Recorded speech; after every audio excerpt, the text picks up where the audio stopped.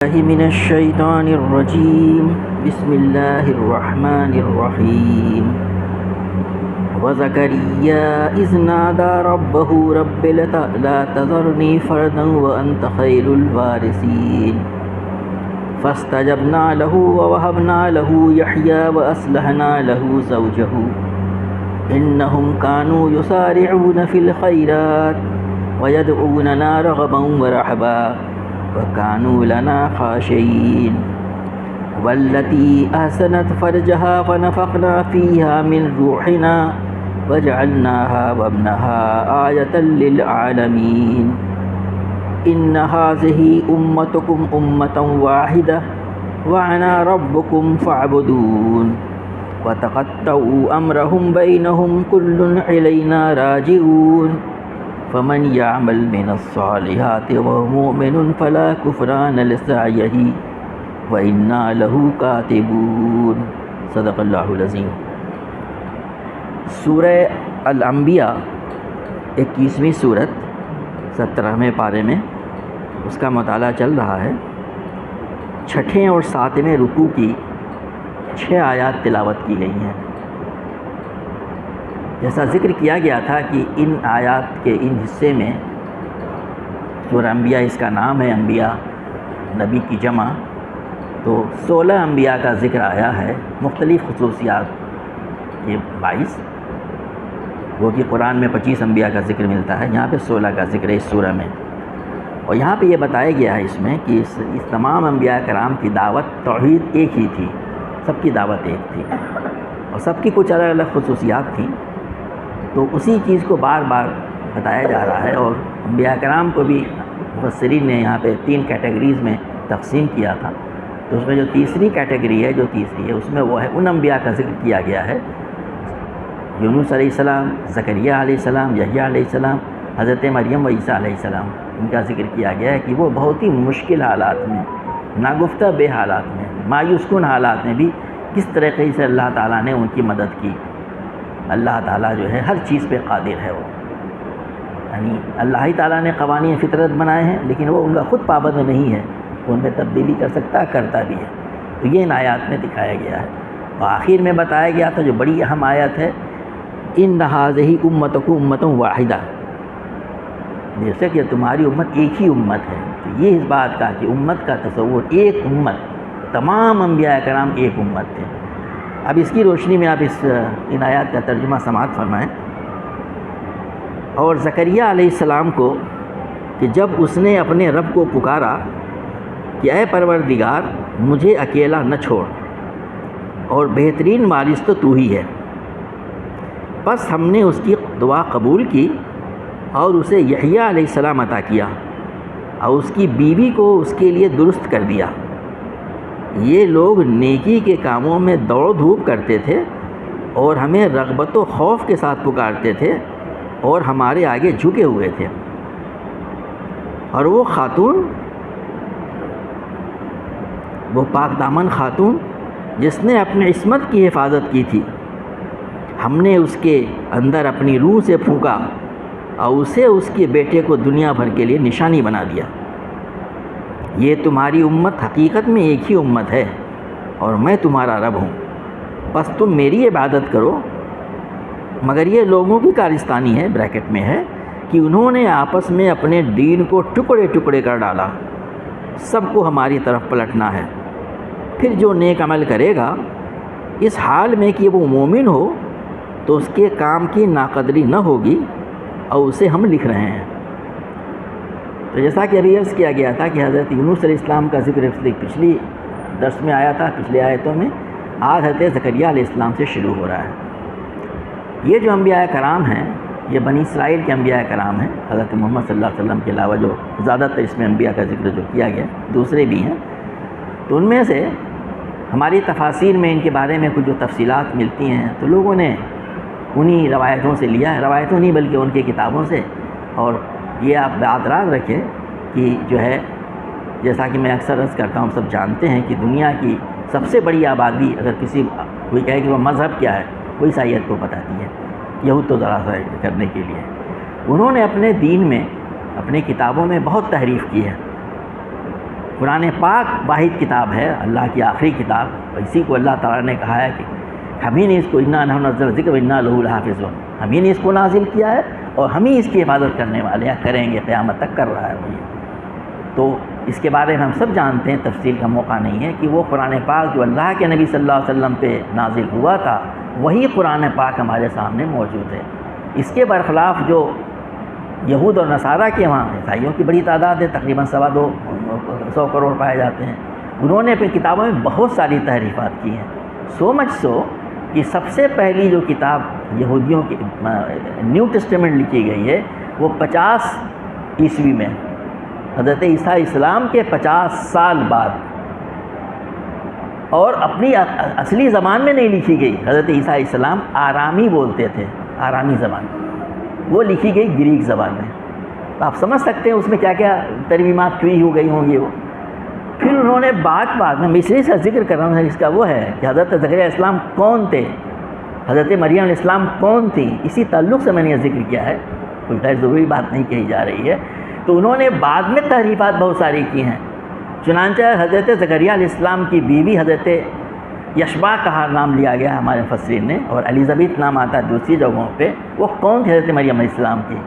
تو کسی نے کہا کہ وہ ان کی بہن تھی، اور کسی نے کہا کہ نہیں، بلکہ حضرت مریم علیہ السلام کی والدہ ان کی بہن تھی سگی، جن کا نام حنا کہا گیا ہے، اور یہ تحریف کہ وہ ان کی بہن یعنی حضرت زکریا علیہ السلام حضرت مریم علیہ السلام کے خالو نہیں بلکہ بہن تھیں، وہ بہنوئی تھے، یہ تحریف 700 صدی عیسوی میں کی گئی ہے۔ مجھے حیرت ہوئی، کسی پادری کا نام لے، اس نے کہا کہ یہ حنا کی ایک بہن سرویہ تھی، ان کی بیٹی حضرت الیزابتھ تھی۔ یہ سب چیزیں وہ لوگ کرتے ہیں ایک مقصد کے تحت میں، تو ہمیں جاننا ضروری ہے کہ ہم جو ہیں، اور یہ ہم اس کا انالیسس کرتے ہیں کہ کیا ایسا ممکن ہے۔ حضرت زکریا علیہ السلام، اس کا ذکر کیا جا رہا ہے کہ جب حضرت یحییٰ علیہ السلام کی ولادت ہوئی تھی، اس کا یہاں پہ ذکر کیا گیا ہے، ان کی عمر تمام سورسز کے مطابق 80 سے 90 کے درمیان میں تھی، اور تقریباً 88 سال تھی۔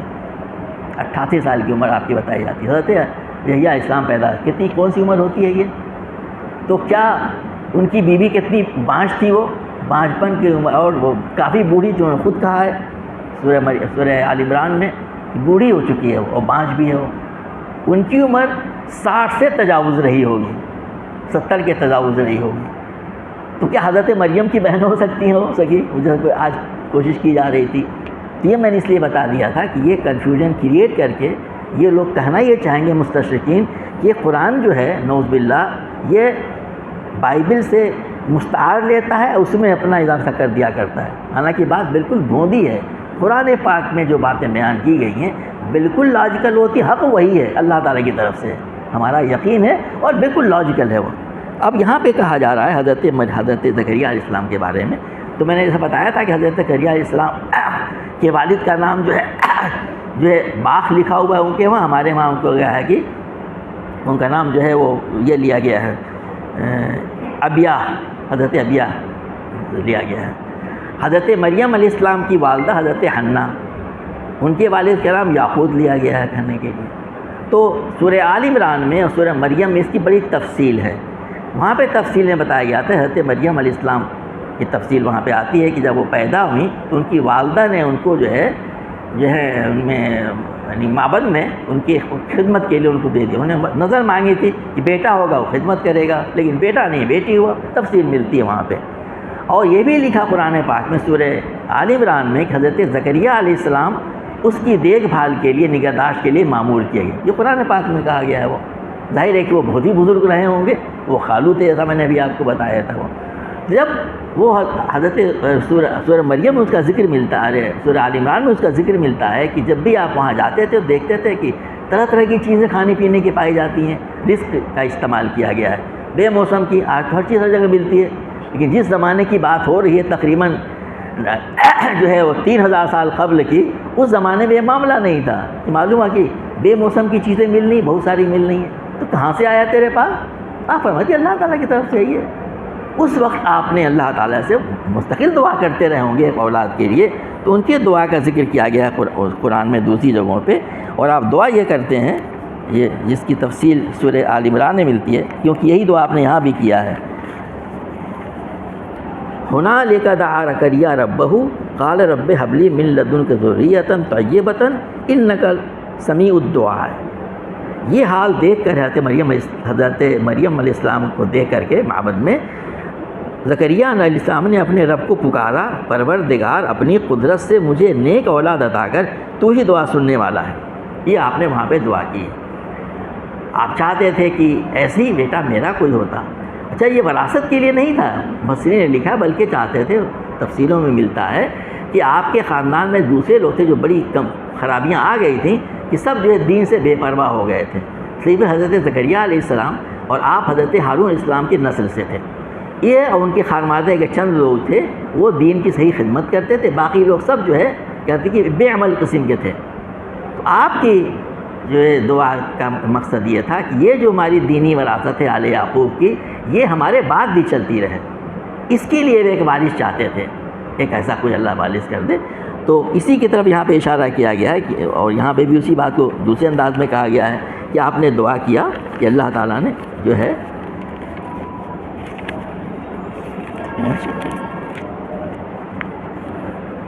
جب اس نے اپنے رب کو پکارا، لا تذرنی فردن، اے رب مجھے پروردگار اکیلا نہ چھوڑ۔ یہ اکیلا چھوڑنا اسی معنی میں ہے کہ میں بوڑھا ہو گیا ہوں، عمر کی بات آپ نے سنی ابھی، کہ میرے بعد بھی یہ وراثت یہ چلتی رہے، تیرے دین کا یہ کام ہوتا رہے۔ لیکن آپ نے آگے بتا دیا، کیا سبحان اللہ، وانت خیر الوارثین، اور بہترین وارث تو ہی ہے، یعنی تیرے دین کا کام میرے خاندان سے نہیں اٹکا پڑا ہوا ہے۔ کوئی آدمی یہ نہ سمجھا کرے تو ایک نبی یہ دعا کر رہا ہے کہ بہتر ہے کہ ہماری اس میں وہ رہے اور میرے وارث جو ہے وہ اس دین کے کام کو کرتی رہے، دینی امور جو انجام دینے ہیں، لیکن تو بہتر جانتا ہے، سب سے بہتر وارث تو ہی ہے، دین کا بھی اور مال کا بھی۔ یہ آپ نے دعا کی تھی، یہی دعا ہمیں بھی کرنی چاہیے، یہ دعا کا حصہ ہوتا ہے، انت خیر الوارثین، بہترین وارث تو ہے۔ فاستجبنا لہ، سورہ مریم میں بھی اس کی تفصیلات سورہ آل عمران میں آئی ہیں، یہاں پہ کہا جا رہا ہے بس اللہ تعالیٰ نے ہم نے اس کی دعا قبول کی، فاستجبنا لہ، بس ہم نے اس کی دعا کو قبول کی۔ اس کی تفصیل سورہ مریم اور سورہ آل عمران میں آئی ہے، اور کہا گیا وَوَهَبْنَا لَهُ یحییٰ، اور ہم نے اس کو یحییٰ عطا کیا، حضرت یحییٰ علیہ السلام۔ اس کا تفصیل وہاں پہ آیا ہوا ہے کہ اس کا نام کیا ہوگا، یحییٰ نام ہوگا۔ اس نام کا ہم نے اس سے پہلے کبھی کوئی پیدا نہیں کیا، یہ تفصیل آپ کے سامنے آ چکی ہے۔ یہ قرآن کہتا ہے اور نیو ٹیسٹمنٹ بھی کہتی ہے، اس نام سے اس سے پہلے کوئی نہیں ہوا تھا۔ جان، ان کے وہاں جان لکھا، ہمارے وہاں یحییٰ۔ تو آج کی تاریخ میں اگر آپ سرچ کریں کہ دنیا میں سب سے زیادہ نام کس نام کے لوگ ہیں، تو دو ناموں میں کنٹروورسی ہوتی ہے، محمد احمد صلی اللہ علیہ وسلم اور یحییٰ۔ وہ کہتے ہیں یہ سب سے زیادہ نام ہے، دوسرا کہتے ہیں محمد صلی اللہ علیہ وسلم، شاید یہی بات زیادہ صحیح ہے، محمد صلی اللہ علیہ وسلم کا نام سب سے زیادہ۔ تو اللہ تعالیٰ کہتا ہے اس کے پہلے ہم نے یہ نام کسی کو نہیں دیا تھا، اور اب کیا معاملہ ہے، اس نام کے اتنے سارے لوگ ہیں۔ یہ قرآن میں بھی کہا گیا ہے اور بائبل میں کہا گیا ہے۔ تو یہاں پہ کہا گیا کہ وَأَصْلَحْنَا لَهُ زَوْجَهُ، اور ہم نے اس کی بیوی کو اس کے لیے درست کر دیا۔ وہ بانجھ تھی، اس قابل نہیں تھی کہ اس کو حمل قرار پاتا ہو، اس کی تفسیر دوسری جگہ آتی ہے، تو ہم نے اس کو درست کر دیا۔ کیا یہ ریورسبل پروسیس ہوتا ہے؟ ہم لوگ بیٹھے، ڈاکٹر لوگ بیٹھے ہوا کرتے ہیں، وہ بھی 60-70 پلس میں، اللہ تعالیٰ فرما رہے ہیں ہم نے اس کی اولاد کو اس کے لیے درست کر دیا۔ یہی کہا جا رہا ہے کہ ایسے حالات میں بھی اللہ تعالیٰ کی قدرت کیسے کام کرتی ہے۔ اس کی تفصیلات سورہ مریم میں اور زیادہ آئی ہیں۔ اب اس کے بعد سے جو چیز بتانا مقصود ہے یہاں پہ اس سلسلے آیات میں سورہ انبیاء کی جو ہے، اب وہ تفصیل نہیں بتائی گئی یہاں پہ۔ انہم کانوا یسارعون فی الخیرات، ان کی اصل خصوصیت بتائی گئی ہے جو ہمارے لیے قابل عمل ہے، بلکہ ہمیں اس پہ عمل کرنا ہے۔ وہ کیا کرتے تھے؟ یسارعون فی الخیرات، یہ لوگ جو وہ ہیں کہ جو نیکی کے کاموں میں دوڑ دھوپ کیا کرتے تھے۔ یہ دنیا والے جو ہمارے کام ہوتے ہیں بالکل جو کہ حق کے خلاف ہوتے ہیں، باطل کے لیے ہوا کرتے ہیں، دن بھر دوڑ دھوپ ہماری رہتی ہے اس کے لیے، جو کچھ ہو رہا ہم سب جانتے ہیں۔ ان کے بارے میں کہا انہم، اب قرآن مفسرین کہتے ہیں کہ ان سے کون مراد ہیں؟ کہا کہ حضرت زکریا علیہ السلام اور ان کے خانوادے کے وہ لوگ بھی مراد ہیں جو اس کام میں تھے۔ کہ اکیلے تو نہیں رہے ہوں گے، کچھ لوگ رہے ہوں گے، آپ کے کوئی اولاد نہیں تھی، صحیح ہے یہ، لیکن اور لوگ تو تھے کچھ۔ کہا کہ یہ لوگ وہ تھے جو نیکی کے کاموں میں سبقت کیا کرتے تھے۔ یہی ہم سے ہی مطلوب ہے، یہی اسلام میں مطلوب ہے، ہم نیکی کے کاموں صحیح کیا کریں۔ تو انہوں سالو خیرات، خیرات جو ہے خیر کی جمع ہے، خیر مانے نیکی کام، اچھے کام، کنسٹرکٹیو کام، فائدہ پہنچانے والے کام۔ اس میں صرف یہ عبادات شامل نہیں ہیں، بلکہ اس سے زیادہ وہ چیزیں شامل ہیں جو لوگوں کو فائدہ پہنچاتی ہیں۔ خیر، یہ لوگ خیر کے کاموں میں سبقت کرنے والے لوگ تھے۔ پھر کیا کہا گیا؟ وَيَدْعُونَنَا رَغْبًا وَرَهْبًا، اور یہ لوگ ہمیں رغبت اور خوف سے پکارتے تھے۔ ایک اور خصوصیت بہت بڑی ہے، رغبت اور خوف، امید و بیم۔ رغبت کی اس بات کی اللہ تعالیٰ ہی دینے والا ہے، وہ دے گا، دیر سبیر ہو سکتی ہے۔ اور خوف کی چیز کا رہبن، خوف اس چیز کا اللہ ناراض نہ ہو جائے۔ میرے بھائیو، یہ ہے تقویٰ، اللہ تعالیٰ سے پوری امید کہ وہ دینے والا ہے، وہ دے گا، اور مصلحت جو اس کی ہوگی۔ وہ ہم سب دعا کے بارے میں جانتے ہیں کہ مومن کی دعا جو ہے تو رد نہیں ہوتی، 3 چیزوں میں کوئی ایک چیز ہوا کرتی ہے اس کے ساتھ میں، دعا کے ساتھ میں، کہا کہ وہ امید کے ساتھ دعا کرتے ہیں اور رحمت کے ساتھ میں۔ تو ہماری ہی یہی کیفیت ہونی چاہیے، یہ لوگ وہی کرتے تھے۔ یہ انبیاء کرام کی بیان کی جا رہی ہے، یہ لوگ خوف اور رغبت کے ساتھ میں دعا کیا کرتے تھے، اس بات کی رغبت کہ اللہ تعالیٰ دینے والا، اسی سے امید رکھنا، وہ دینے پہ آئے تو کوئی روک نہیں سکتا، اور وہ نہ دے تو کوئی دلا نہیں سکتا۔ اور خوف اس بات کا ہم سے کوئی ایسی چیز سرزد نہ ہو، ہم سے کوئی ایسا عمل سرزد نہ ہو، وہ ایمان میں بھی ہو سکتا ہے اور اپنے عمل میں بھی، جو اللہ تعالیٰ کو ناراض کرنے والا۔ اس طرح سے ہم کو پکارا کرتے تھے، یہ ان کی خصوصیات، اسی لیے بیان کیا گیا ہے، یہ چیزیں ہم اپنائیں۔ وَكَانُوا لَنَا خَاشِعِينَ، اس کے آگے اور بتایا گیا، اور یہ ہمارے آگے جھکے ہوئے تھے۔ ایسا نہیں ہوتا تھا کہ جو ہے آدمی جو ہے اللہ تعالیٰ کی عبادت کرے، اس کی بندگی کرے، اس کے بعد ان کے کبر پیدا ہو جائے، اکڑ پیدا ہو جائے۔ مشرک میں اور مومن میں کیا فرق ہوتا ہے؟ مشرک جو ہوتا ہے وہ جب اس کے اوپر کوئی مصیبت پڑتی ہے، قرآن میں جگہ گیا ہے تو خوب چیخ کر کے دعائیں کرے گا، اس سے زیادہ کوئی دعا کرنے والا نہیں ہوگا۔ لیکن جیسی وہ چیزیں مل گئیں، تکلیف دور ہو گئی، پریشانی دور ہو گئی، اب چیزیں دستیاب ہو گئی، بس سب بھول گیا، اکڑنے لگا وہیں پہ، شکر کرنا بھول گیا، کفر کرنے لگا۔ تو مومنین کی صفت یہ ہوتی ہے، ایک تو وہ خوف اور رغبت اور خوف کے ساتھ دعا کرتے رہتے ہیں، اور ہمیشہ اللہ کے آگے جھکے رہتے ہیں۔ یہ نماز کے بارے میں جو کیفیت کہا گیا ہے کہ والذین هم علی صلاتہم خاشعون، یہ وہ لوگ جو ہوتے ہیں جو نمازوں میں خشوع اختیار کرتے ہیں۔ قد افلح المؤمنون سے شروع ہوتا ہے، یہ نماز میں خشوع، یہاں پہ ان کی پوری زندگی میں خاشعین لکھا ہوا ہے کہ وہ ہمیشہ اللہ کے آگے جھکے رہتے ہیں۔ جو شخص اللہ کے آگے جو ہے نمازوں میں بھی جھکا رہے گا، اور دنیا اور دوسرے معاملات میں بھی، کیا اس سے توقع کی جا سکتی ہے کہ یہاں سے نکلنے کے فوراً بعد میں جیسی باہر سونے کے لیے اس کے بعد وہی کھڑا رہا ہے؟ اللہ کے آگے بھی، لوگوں کے آگے بھی اللہ تعالیٰ کو قطعاً پسند نہیں ہے بات یہ۔ ان کی صفات میں بیان کیا گیا کہ وہ لوگ اللہ تعالیٰ کو دعا کیا کرتے تھے، پکارتے تھے امید و بیم کے ساتھ میں، اور ہمیشہ جھکے رہتے تھے۔ یہ ہے وہ صفات جو ان کی بیان کی گئی، تب اللہ تعالیٰ ان کو نوازا۔ دوسری بات یہ بتانا ہے، لوگوں نے مفسرین میں بڑی اچھی باتیں لکھی ہوئی ہیں کہ یہاں پہ لوگ کن کن ہستیوں سے جا کے دعائیں مانگتے ہیں اولاد کے لیے، تو خوب سننا ہوگا آپ نے، کوئی مذاق جا رہا ہے، کسی بزرگ سے کہہ رہا ہے، کہیں جا رہا ہے، تب تفصیلات آپ جانتے ہیں۔ اور ان کا کیا حال تھا؟ حضرت زکریا علیہ السلام 80 90 98 سال کی عمر ہے، اور دعا کس سے کر رہے ہیں؟ اولاد کے، اللہ تعالیٰ سے دعا کر رہے ہیں۔ تو یہ لوگ تو اللہ تعالیٰ سے اپنی اولاد کے لیے دعا کیا کرتے تھے، اس کے آگے جو رغبت اور خوف کا کیفیت ہوتی تھی، خشوع اختیار کیا کرتے تھے، تو دوسروں کا حال کیا ہونا چاہیے؟ تو کہنا کہ یہ کیفیت ان کی دعا کرتی ہے، اس لیے اللہ تبارک و تعالیٰ نے ان کی دعا کو سنا، ان کو فوراً جواب دیا۔ یہ بات بھی غور کرنے کی ہے، جس کا موقع یہاں پہ نہیں ہے، کہ اس دعا میں یا دعائیں بہت سی کی ہوں گی، اور اس کے استجاب میں قبول کی، کہ اس میں وقفہ کتنا ہے؟ یہ وقفہ بہت لمبا ہے۔ حضرت ابراہیم اسلام کے تعلق سے بھی بات آئی ہے، کافی عمر میں آپ کی اولاد ہوئی تھی، اور اسی طرح حضرت زکریا علیہ السلام کے معنی بھی ہے، اس لیے اس کا یہاں پہ موقع نہیں ہے جس میں بتایا جاتا ہے کہ کیا کیا عمریں رہی ہوں گی۔ حضرت مریم علیہ السلام کی جب ان کے بچے کی ولادت ہوئی تھی، جو 14 17 کی بتائی جاتی ہے، تقریباً 14 سے کم نہ ہوگی اور 17 سے زیادہ نہیں رہی ہوگی، لوگوں نے اندازہ لگایا ہے، جو آگے آیتیں آ رہی ہیں۔ اس میں آگے حضرت زکریا علیہ السلام کا ذکر اور حضرت یحییٰ علیہ السلام کا ذکر آ گیا۔ حضرت علیہ السلام کے بارے میں تفصیل سے سورہ مریم میں آ چکا ہے. سورہ یہ کیا کہتے ہیں کہ وہ یہ آل عمران میں سے سب سے پہلے وہ ان کی صفات میں جو چیز بیان کی گئی ہے صرف انہی کے لیے ہے. سیدا و حسورا، اور ایک اور صفت ان کی بیان کی گئی ہے حنانا. یہ 3 الفاظ صرف اور صرف حضرت عیسی علیہ السلام کے لیے آئے ہیں اور ایک ہی بار قرآن میں آئے ہیں. سیدن، سرداری کی صفت. حسوراً، یہ آگے ایک لفظ آنے والا ہے اس کے اندر میں، انتہائی پاک باز، کوئی رغبت نہیں جسے جنسی رغبت کہتے ہیں آپ کسی قسم کی، ہر طرح سے ایسی نہیں کی.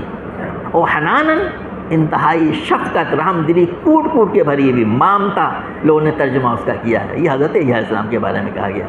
یہ وہ تھے حضرت عیسی علیہ السلام جن کی بشارت یہاں پہ دی گئی تھی. یہ باتیں بھی سورہ مریم میں ہمارے سامنے آ چکی ہیں. اب اس کے بعد سے آخر میں حضرت عیسیٰ اسلام کا ذکر کیا جا رہا ہے اور اس تعلق سے ان کی والدہ کا. لیکن باقی صاحب اللہ کا کلام، اس میں ماں کا ذکر کیا، بیٹے کا نام کسی کا نہیں لیا. میں بڑا غور کر رہا تھا یہ کیا بات ہے. یہ قرآن پاک میں 30 جگہ حضرت مریم اسلام کا نام آیا ہے، حضرت مریم کے نام. اور 31ویں جگہ جو یہ ہے یہاں پر نام نہیں آیا ہے بلکہ اشارہ انہی کی طرف ہے، الذی احسنت فرجہا. تو کہا بھیا کیا وجہ ہے؟ بتایا گیا کہ صاحب ذکر انبیاء کرام کا چل رہا، وہ نبی نہیں تھی، نام نہیں لیا، اور جو صفت بیان کی گئی اسے وہی مراد ہے. پھر میں نے یہ سوچا کہ بھئی حضرت عیسیٰ کا نام کیوں نہیں لیا گیا؟ ان کا نام لینا چاہیے تھا. اب ہو سکتا ہے اللہ تعالیٰ دل میں ایک بات آ رہی تھی جو میں پڑھ رہا تھا کہ جب ماں کا نام نہیں لیا تو اللہ تعالیٰ نے بیٹے کو بھی نام نہیں لیا. یہ نو صاحب بیٹے کا نام لیا، ماں کو چھوڑ دیا. یہ میرے دل میں خیال آیا، جو بھی وجہ رہی ہو، کہ ماں بیٹے دونوں کا نام نہیں لیا ہے اور دونوں کا ذکر آ گیا یہاں پہ. قرآن پاک اللہ تعالیٰ کیا اعجاز دیتا ہے اپنے بندوں کا، انبیاء کرام کا، نیک لوگوں کا. اب آگے فرمایا جائے واللتی احسنت فرجہا، اور وہ خاتون، وہ پاک باز خاتون، التی احسنت فرجہا، جس نے اپنے ناموس کی حفاظت کی، جس نے اپنے عصمت کی حفاظت کی. یہ بہت ہی معنی خیز لفظ ہے احسنت. احسان کے کئی معنی استعمال کیے گئے ہیں. احسان کے معنی الف ہے صاد، الف احسان سین والا نہیں. ایک شادی معنی لیا گیا، ایک آزادی معنی لیا گیا ہے، ایک اسلام معنی لیا گیا ہے یہاں پہ. تو جو ہے جب احسنت جب محسن کہا جائے گا اس کا مطلب وہ جس کی شادی ہو گئی ہو. یہاں پہ احسنت جس نے حفاظت کی، ہر طریقے سے بچانا، حصار لگا دینا. حصار کہتے ہیں نا چوہدی کسی چیز کو. یہاں پہ حفاظت کا استعمال نہیں کیا گیا ہے. والذین لفروجہم حافظون، مومنین کے بارے میں کہا گیا کہ وہ جو اپنی شرمگاہوں کی حفاظت کرتے ہیں. یہاں پہ احسنت کہا گیا ہے. یہ بہت ہی کمپریہنسو ورڈ ہے، یعنی ہر وہ چیز، ہر وہ حصار بندی جو الٹیمیٹلی وہاں لے جاتی ہے، یہ کہلاتا ہے احسان. احسنت فرجہ، شرمگاہ کی حفاظت کرنا، یعنی کسی قسم کا کوئی رغبت ایسا نہیں ہونا جس سے اس کی طرف لے جاتی ہو. وہ کیوں کہا گیا ہے بعد میں قرآن میں؟ اور 2 جگہ آیا ہے، ایک یہاں پر، ایک سورۃ تحریم میں ہی بات کہی گئی ہے، تھوڑے سے فرق ساتھ میں، ہی اور ہا کا آیا وہاں پہ. کیونکہ یہود نے نعوذ باللہ آپ کے اوپر بڑے گھناؤنے الزام لگائے تھے، درج ہے ان کی کتابوں میں. وہ کہتے ہیں کہ جس معبد کی خدمت میں آپ معمور تھے اسی میں ایک یوسف نجار نام کا بھی تھا، اس سے آپ کی بات چیت ہوتی رہتی تھی وغیرہ وغیرہ جو بھی کہتے ہیں. قرآن پاک کہتا ہے کہ ارے وہ تو بہت آگے کی بات ہے. احسنت فرجہا، وہ تو انتہائی نیک تھی، پورا حصار بنائی ہوئی تھی. یہ اللہ تعالیٰ نے 2 جگہ اسی لفظ استعمال کیا. اس نے جس نے اپنے ناموس کی حفاظت کی، اللہ تعالیٰ کہا کہ نہیں، انتہائی پاک باز، انتہائی پاک دامن، جس نے اپنے ہر طریقے سے، یعنی کوئی گفتگو نہیں کرنا، کچھ سننا نہیں، کچھ دیکھنا نہیں، کہیں جانا نہیں، اشاروں میں کوئی بات نہیں، تمام چیزیں اس میں شامل ہوتی ہیں شرمگاہ کی حفاظت کرنے میں. کہا کہ ان تمام چیزوں سے وہ پاک تھی. احسنت فرجہا، جس نے اپنے ناموس کی حفاظت کی. فنفخنا فیہا من روحنا، تو ہم نے اس کے اندر اپنی روح سے پھونکا. یہ اللہ تعالیٰ نے حضرت آدم السلام کے بارے میں بھی روح سے پھونکنے کا ذکر کیا ہے اور ایک یہاں کیا ہے یہ، کیونکہ دونوں کی پیدائش جو ہے حضرت آدم علیہ السلام کو مٹی کا پتلا بنایا، اس میں اپنی روح پھونک دی، وہاں پہ خر کی عادت تھا، یہ ایسا ہوتا نہیں ہے، the first time۔ حضرت عیسیٰ علیہ السلام کے بارے میں یہی ہے کہ کوئی عورت ایسے نہیں وہ ہو جاتی ہے، یعنی کنسیپشن ہو جائے، وہ ایک جو ہے بالکل ایک غیر یعنی ایک طریقہ جو نہیں ان نیچرل ہے، یہ غیر فطری ہے۔ اللہ تعالیٰ نے کہا کہ ہم نے اپنی روح پھونکی اس کے اندر میں، اپنی روح سے پھونکا، اس کی تفصیل کا ہے موقع نہیں ہے، کہا کہ اس کو پھونکا تھا ہم نے۔ اب اس کے ذریعے پھر تفصیلات سورہ آل عمران میں ہے، مریم میں ہے، آگے کہا وَجْعَلْنَاهَا وَابْنَهَا۔ اب یہ ان کو کنسیپشن ہوا، اس کی تفصیل ہے کہ اس کے وقت لگا ہوگا وہاں پہ، پھر آپ کی ولادت ہوئی، آپ نے بچپن میں اور پالنے میں جو کلام کیا ہے وہ بڑے ہو کر کے بھی یہ سب تفصیلات ہمارے سامنے ہیں۔ تو فرمایا جا رہا ہے کہ قرآن پاک کا اعجاز ہے، یہ چیز جو بائبل میں کئی چیپٹرز میں لکھی ہوئی ہے، پتہ نہیں کیا کیا کر کے قرآن پاک ایک ایک آیت میں پوری تفصیل ایک ایک لفظ بیان کر دیتا ہے۔ یہاں کہا جا رہا ہے وَجَعَلْنَاهَا وَابْنَهَا آیَةً لِّلْعَالَمِينَ، اور اس کو اور اس کے بیٹے کو، اس کو بھی حضرت مریم السلام کو بھی اور اس کے بیٹے حضرت عیسیٰ السلام کو بھی، عالمین دونوں پورے دنیا کے لیے نشانی بنا دیا، قیامت تک کے لیے۔ اللہ تعالیٰ جو ہے اپنے قانون کو چھوڑ کر جو اس نے بنایا ہوا ہے، ایک خاتون پاک دامن خاتون حسنت فرجہا، وہ جو ہوتی ہے یعنی حاملہ ہو سکتی ہے، اس کو اللہ نے کیا، اور ایک بچہ پیدا ہو سکتا ہے جو ادروائز نہیں ہوتا ہے وہ، اور پھر ان کی جو خصوصیات بیان کیا ہے حضرت مریم السلام کے بارے میں یہاں پہ اور جہاں ذکر کیا گیا ایک آیت میں ہی کہ خاتون کو کیسا ہونا چاہیے، ڈرا دیا، اس نے اپنے شرمگاہ کی حفاظت کی۔ انہی کے بارے میں یہ لفظ استعمال ہوا دو جگہ، کسی کے لیے نہیں ہوا ہے، حالانکہ سب کو چاہیے حفاظت کرے، نگاہ کی حفاظت کرے، کان کی، حکم کی، سب کی، لیکن حضرت مریم السلام کے بارے میں دو جگہ یہ الفاظ استعمال کیے، جس نے اپنے شرمگاہ کی حفاظت کی۔ تو اللہ تعالیٰ نے اس کو، اس کے بیٹے کو پورے دنیا کے لیے ایک نشانی بنا دیا، ایک آیت بنا دیا۔ اب وہ تفصیلات قرآن پاک میں اور جگہ آتی ہے، اشارے کے طور پہ یہود نے، عیسائیوں نے بھی جو ہے حضرت عیسیٰ علیہ السلام پہ بھی عجیب عجیب الزام لگائے ہیں۔ ان میں سے یہ بھی اپنے ماں کا انتہائی خیال نہیں کرتے تو کوئی جھڑک دیا کرتے تھے، کوئی خاطر میں نہیں لایا کرتے تھے۔ یہ تو لکھا ہوا ان کے وہاں اپنے بھائی بہنوں کو، ماں کھڑی ہوئی ہے، لوگ کہہ رہے کہ ارے آپ کی والدہ ملنے آئی ہیں، ارے چھوڑو کوئی ماں ہمارے نہیں ہے، ہماری ساری مائیں ہیں، جو ایمان لائے اوپر والے پہ، گاڈ پہ جو ہیون میں ہے، وہ سب ہمارے مائی ہیں، کوئی ماں اور نہیں۔ مان لو جب ٹھیک ہے جاؤ واپس چلی جاؤ۔ قرآن پہ کہتا کہ نہیں، بالرم بوالدتی، وہ اپنی ماں کا انتہائی فرما بردار تھا۔ ایک لفظ میں بتا دیا کہ نہیں ایسا نہیں تھا، انتہائی نہیں تھا، بر تھا وہ اپنے والدہ کے لیے، جیسا ایک بچے کو ہونا چاہیے، بس سب کی تردید کر دی، سب غلط ہے۔ حضرت عیسیٰ اسلام ایسے نہیں تھے، وہ کیا تھے؟ برم بوالدتی، حضرت یہی سب ہے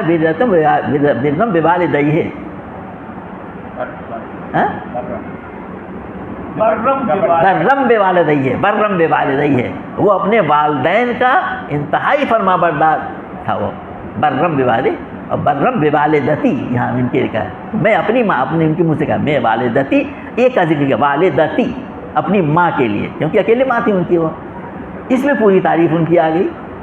بیٹے کو کیسا ہونا چاہیے؟ ماں باپ کا جو ہے انتہائی فرما بردار، جس کے بارے میں قرآن کے میں تفصیلات ملتی ہیں، وہ ان کی خوبی بیان کر دی، یہاں پہ ان کے بارے میں یہ بات کہی گئی۔ اب آگے بتایا جا رہا ہے ان ھذہ امتکم امۃ واحدۃ، یہ جو ذکر کیا گیا سلسلہ چل رہا تھا کئی رکوع سے انبیاء کرام کا، یہ تمہاری امت حقیقت میں ایک ہی امت ہے، یہ انبیاء کرام کی امت اول تا آخر حضرت محمد صلی اللہ علیہ وسلم تک ایک ہی امت، ایک ہی دعوت، توحید کی دعوت، شرک سے گریز، اور ان کی خوبیاں کیا تھی وہ بیان کر دی گئی اختصار سے۔ قرآن میں دوسری جگہوں پہ تفصیلات ہیں، اس صورت میں زیادہ تر اختصار سے ایک ایک آیت میں، دو دو آیت میں بیان کر دیا گیا۔ یہاں پہ کہا یہ تمہاری امت بس ایک ہی امت تھی، ان تمام کی دعوت ایک ہی دعوت تھی، تو کوئی دعوت نہیں ہے۔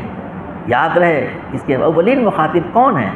مکہ مکرمہ کے قریش ہیں، جو خود کو حضرت ابراہیم اسلام کے اولاد میں سمجھتے تھے کہ ہم انہی کے جنریشنز میں سے ہیں، اور یہود و نصارہ تو سمجھتے ہی تھے لیکن سب کی دعوت ایک ہی تھی.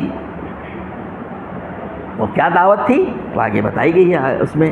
اور پھر آگے فرمایا جا کہ وہ انا ربکم، اور میں ہی تمہارا پالنہار ہوں.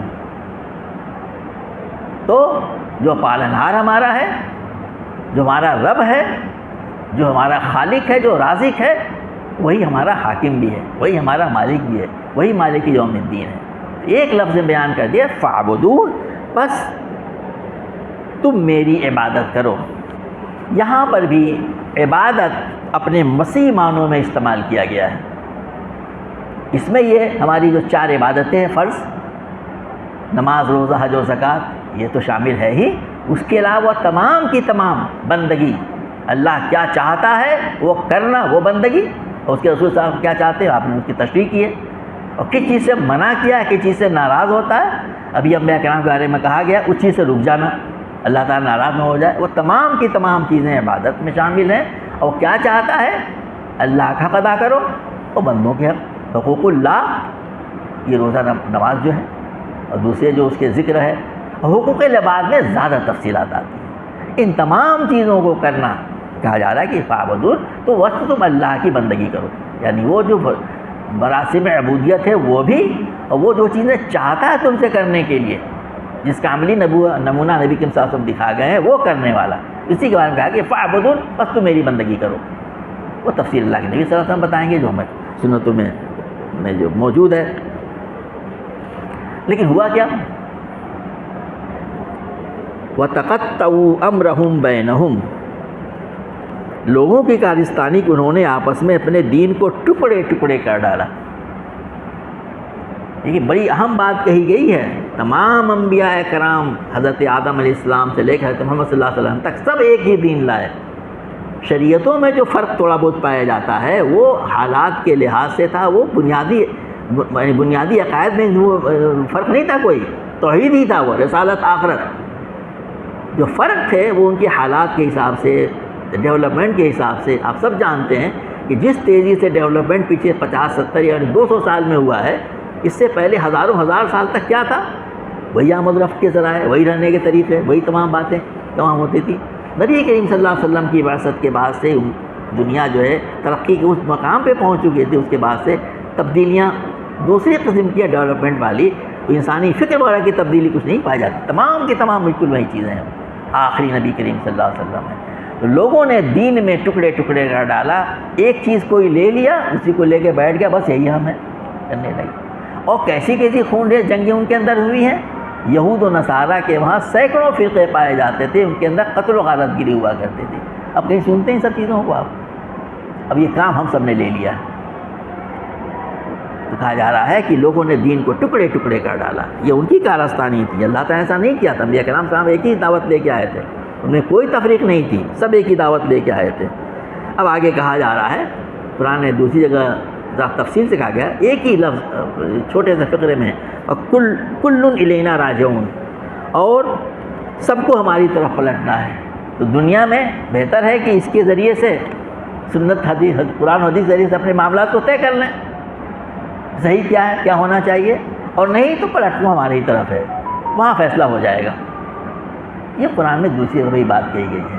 بہتر تو ہم یہی کر لیں، اپنی آفت بنا لیں، لیکن اگر نہیں ہو رہا ہے، لوگ نہیں مان کے دے رہے ہیں، یعنی کوئی بات نہیں ہے، وہاں فیصلہ ہوگا. کل الینا راجعون، سب کو میری ہی طرف پلٹ کر کے آنا ہے، الینا ہماری طرف پلٹ کر کے آنا ہے. وہاں پہ فیصلہ ہوگا.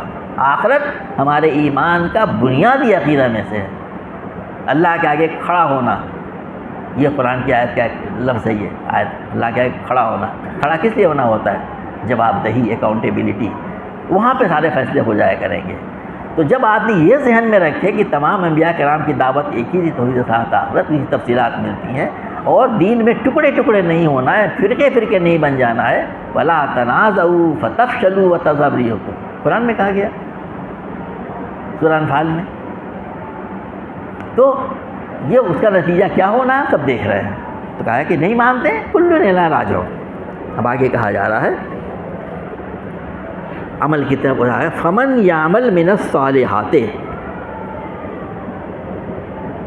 پس پھر جو نیک عمل کرے گا، فَمَن يَعْمَلْ مِنَ الصَّالِحَاتِ، پھر جو نیک عمل، یعمل نیک کرے گا، من الصالحات نیک عمل، وَهُوَ مُؤْمِنٌ، اور ہو مومن بھی۔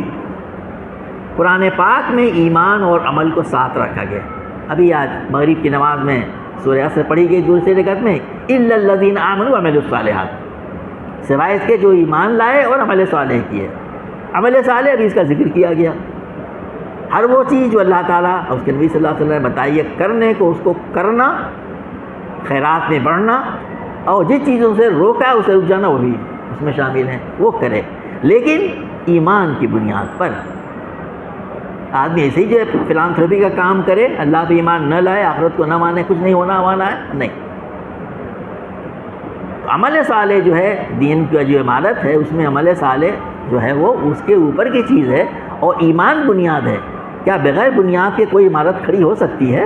نہیں ہو سکتی ہے۔ جتنی بڑی عمارت اتنی مضبوط بنیاد ہونی چاہیے۔ ایمان کا مضبوط ہونا، اس کے طواف چیزیں آپ کو معلوم ہے، اور اس کے اوپر عمل صالح، تو کہا جا رہا ہے کہ جو بھی عمل صالح کرے گا، اور یاد رکھیں، ہم سب جانتے ہیں یاد دہانی کے طور پہ کہ ایمان اور عمل صالح کو قرآن میں بار بار دونوں ساتھ لایا گیا ہے۔ بغیر عمل صالح کی ایمان کی کوئی قدر و قیمت نہیں ہے۔ ایسا ایمان ہے ہی نہیں جو عمل صالح پہ نہ ابھارے، اور عمل صالح ہے ہی نہیں اگر وہ ایمان کی بنیاد پہ نہ، وہ کوئی عمل ہے بس۔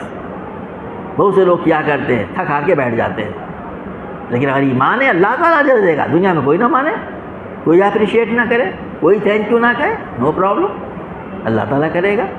ہم تم سے کوئی شکریہ نہیں چاہتے، قرآن میں سورہ ظاہر میں کہا گیا ہے، اس میں تو کوئی حرج نہیں ہے وہ پہ، تو عمل صالح کرے اور ہو مومن۔ تو اللہ تعالیٰ فرماتا ہے فلا کفران لسعیہ، تو ہم اس کے کام کی ناقدری نہ ہوگی، اس کے سعی کی کفران نہیں، ناقدری نہیں کی جائے گی۔ کیوں؟ وَإِنَّا لَهُ لَكَاتِبُونَ، کیونکہ ہم سب اسے لکھ رہے ہیں، سب کچھ ریکارڈ ہو رہا ہے۔ یہ عمل صالح کیا جائے، اچھے اعمال کیے جائے، وہ چیز جو اللہ کو پسند ہے، اور یہ سمجھ کر کے یہ ریکارڈ ہو رہا ہے۔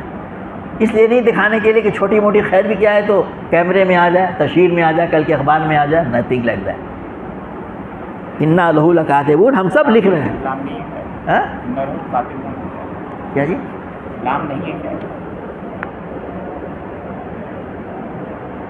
وَإِنَّا لَهُ كَاتِبُونَ ہے، اِنَّا لَهُ كَاتِبُونَ ہے، لہو کاتبون، ہم سب لکھ رہے ہیں۔ یہ تو یہ جب ہمارے اندر ذہن میں رہے گا کہ اللہ تعالیٰ کہ ہمارا سارا کچھ ریکارڈ ہو رہا ہے، وہاں ہم کو ملنے والا ہے، دینے والا تو وہ ہے، تو پھر جو ہے کبھی آدمی کی کوشش یہ نہیں ہوگی کہ اس کی مشتہری بھی ہو، لوگ جانیں بھی اس چیزوں کو۔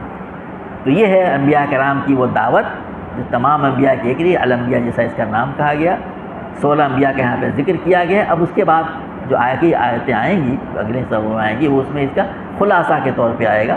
انبیاء کرام کی دعوت ایک رہی ہے، وہ دعوت رہی توحید کی، شرک سے گریز کی، آخرت پر پورا کا پورا یقین، اور عمل صالح کی تصدیق، انبیاء کرام کے دیے ہوئے طریقے پہ بتائے ہوئے۔ اللہ تبارک و تعالی ہم سب لوگوں کو قرآن پاک کی ان بنیادی تعلیمات توحید کے ساتھ آخرت کا سچا شعور پیدا کرے، ہم کو عمل صالح کی توفیق عطا کرے، ہم اللہ تبارک و تعالیٰ کو امید و بیم کے ساتھ پکارنے والے بن جائیں، ہمارے اندر تعالیٰ خشوع پیدا کرے، خضوع پیدا کرے، اور ہمارے اندر کسی قسم کے ریا اور تکبر کی کوئی آمیزش نہ ہونے پائے۔ ایسا اگر ہم کریں گے تو انشاءاللہ اللہ تعالیٰ کے سب کچھ لکھا جا رہا ہے، اللہ تعالیٰ اس کی ناقدری نہیں کرے گا۔ آخرت کا اجر تو ہمارے لیے ہے ہی، دنیا میں اللہ تعالیٰ اس کے ہم کو ثمرات کو دکھائے گا۔ ربنا تقبل منا انک انت السمیع العلیم وتب علینا التواب الرحیم۔ سبحان ربک رب العزۃ عما یصفون وسلام علی المرسلین الحمد للہ رب العالمین۔